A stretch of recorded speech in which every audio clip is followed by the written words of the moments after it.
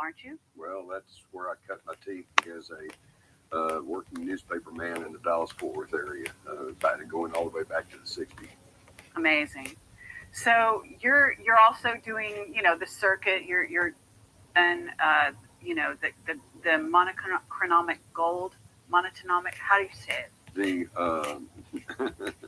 It's the single atom gold, monatomic gold, Okay. orbitally rearranged monatomic gold, single atom elements.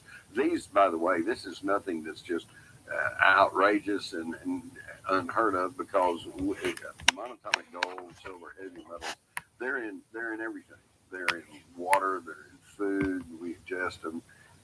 This is just something else, another layer of our 3D material existence that we had not been aware of prior to the 70s and 80s. But then that's nothing new. You go back 100 years, they weren't aware of atoms. So we're learning. I think the thing is, and the reason that we need to look into this exotic stuff and the question of ETs is because I think that we are in a conditioning process right now that, yes, there may be life in outer space, and this presents a danger, because I know and I have seen the government documents. There are plans, contingency plans, and government files that at some point, when they can't make the international enemy list work, as they, at one point back in the early 20th century, it was the International Jewish Conspiracy. Well, that fell apart. And then it was the International Communist Conspiracy, and then that fell apart. And now it's the International Terrorist Conspiracy. And yet, if you stop and think about it, how are we supposed to believe that's real when they will not do anything to secure the borders of the United States? So that's a sham, too. And when that begins to fall apart, then according to authoritarian sources, the next thing is going to be a threat from outer space, just like Ronald Reagan warned us about in his speech to the United Nations. So if you don't want to be panicked and by this phony threat from space, then you'll study the UFO issue and you'll find out the truth about the issue.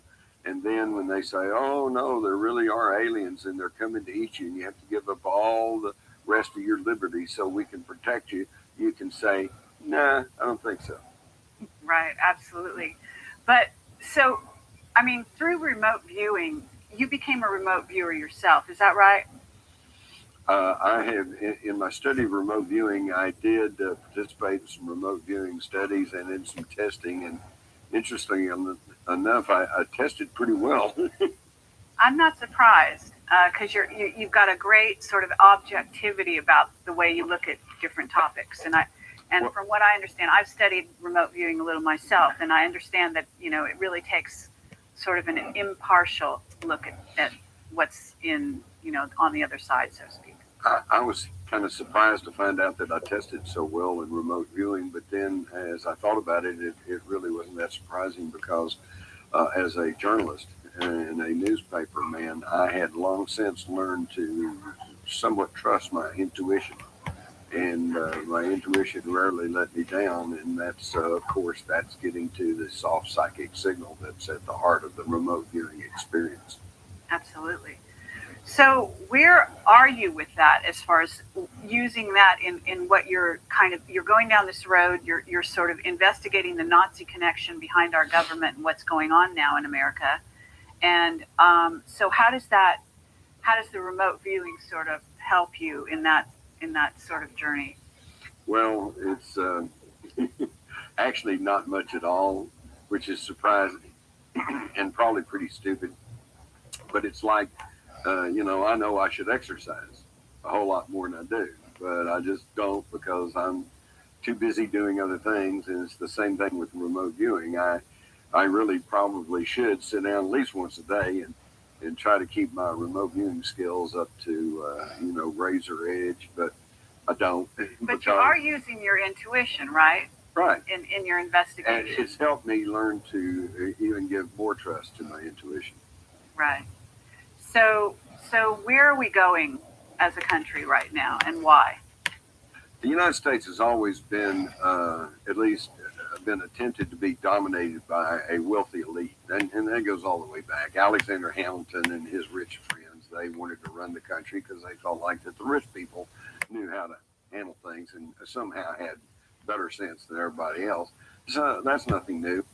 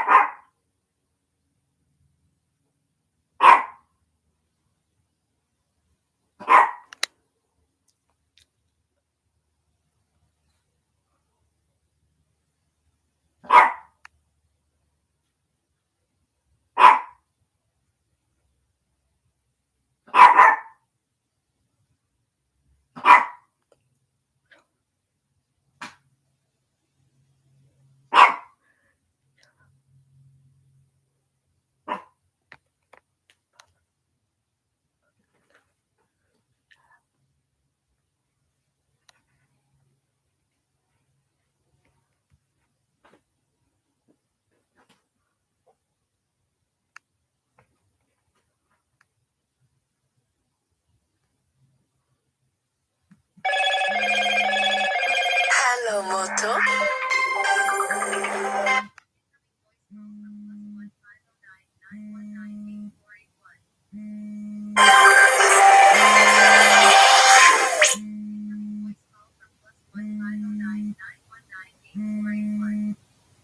Moto.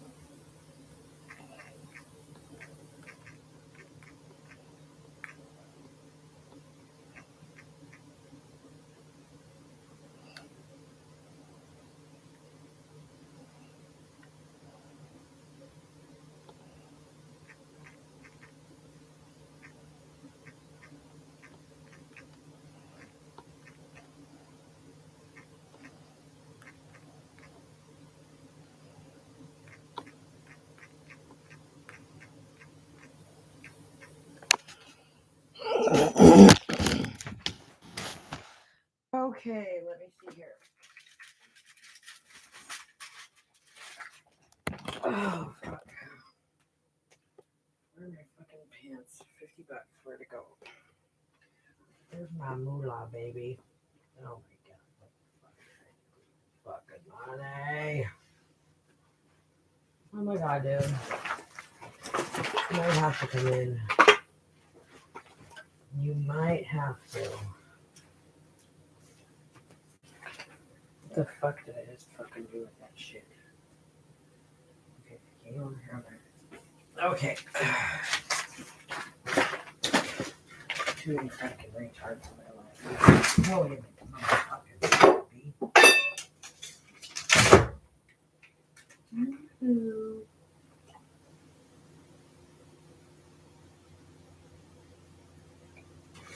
Brr, it's freezing. Oh, fucking cold.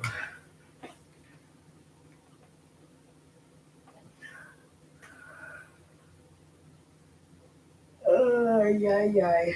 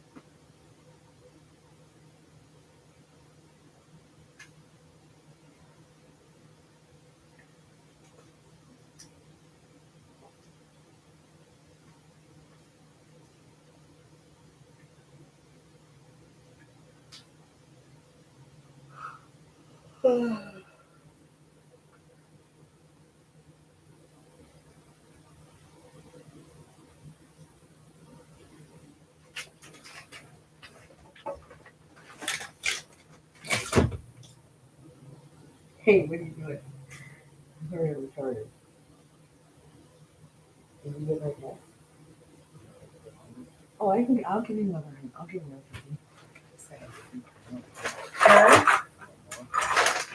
Sure. Hey, hold on.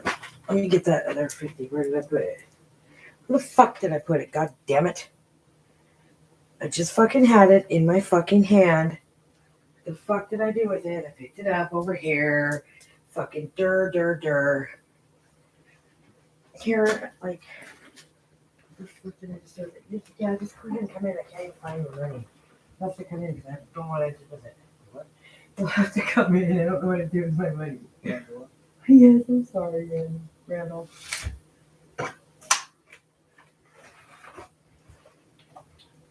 Front door, baby. Front door, baby. Front door, incoming. Incoming. Front door, incoming. Incoming. It's fucking cold out there, man. It's colder as shit out there. Sorry, I don't mean to be a fucking sketcher about you. Just because I everybody else is so fucking stupid. Doesn't mean you are. Okay. Hold on. Okay. I'm gonna put this right here. You know, let me give you a seat. Because first of all, there's nowhere to fucking sit, of course. Here, Henry. Huh? Here. Oh, right here. Let me turn this off. I gotta turn this off. Turn that off. Okay. Leave